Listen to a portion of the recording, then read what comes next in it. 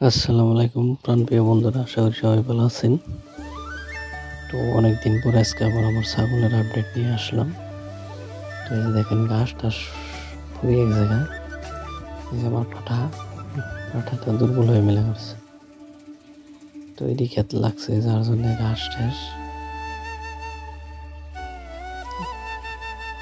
এই যে ছাগলটা দেখতে পাচ্ছেন, এটা প্রেগনেন্ট আছে। আজকে আমার একটা ছাগলের বাচ্চা দিচ্ছে, আপনাদের দেখাবো। এই যে এটা প্রেগনেন্ট, ওই যে ওখানে একটা বাচ্চা চলে গেল, ওটা প্রেগনেন্ট, একটা খাসির বাচ্চা।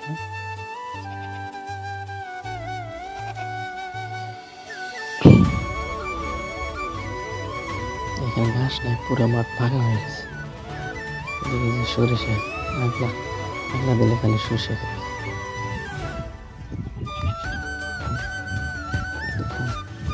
এই যে সাদা ছাগলটা দেখতেছেন, এটা হলো মুরব্বী ছাগল,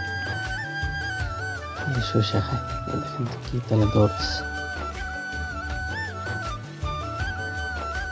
তো সরিষা কাজটি তো ভালোই হয় নাই, তারপরে মোটামুটি ভালোই হয়েছে। পরে তোলার সময় হয়ে এলো। তো আজকে আমার একটা ছাগল বাচ্চা দিচ্ছে, আপনাদেরকে দেখাবো। তো যে পাঠাটা দেখলাম, এই পাঠার বীজ, প্রথম বাচ্চা পাঠা। দেখেন এটাও পাঠা বাচ্চা হয়েছে, ক্রস তোতাপুরি। দেখতে পাচ্ছেন অনেক সুন্দর হয়েছে বাচ্চাটা। দেখেন এই যে অল্প আগে হয়েছে, আধা ঘন্টা নিল সময়, একলা দুধ খাওয়া নিয়ে কেমন করতেছে।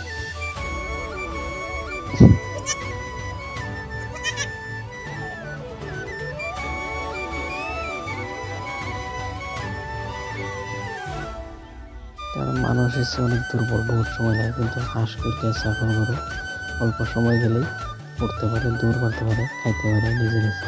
এই দেখেন খাওয়া শুরু করে দিচ্ছে।